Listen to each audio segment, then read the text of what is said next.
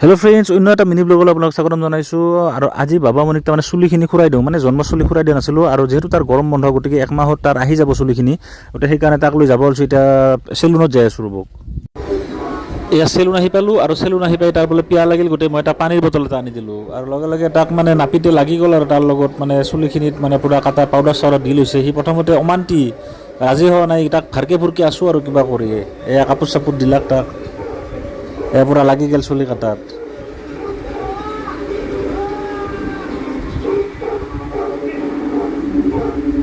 সৰু চলি দিয়কচোন, বেলেগ চলি হ'লেতো বহুত কান্দিলা হয়। ইমান কান্দা কাটাত নাই, মানে অলপ বুজালে ভালকৈ বুজি পায় আৰু।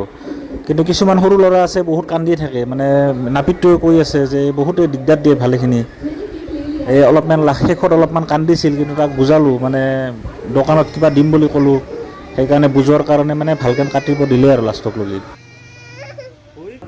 আৰু তাক নিয়তে চুক্তি কৰা আছিল, মানে এই তাক দোকানত কিবা দিব লাগিব। সেইকাৰণে এই আমাৰ চৰ্দিৰ দোকানত আহিলোঁ, মানে নতুনকৈ দিছে চৰ্দিৰ দোকানখন। আৰু ইয়াত তাক কিবাখিনি দিব লাগিব আৰু, গতিকে যিহেতু নিছোঁ আৰু চুক্তি কৰি, বেছি কান্দা কাটা কৰাও নাই।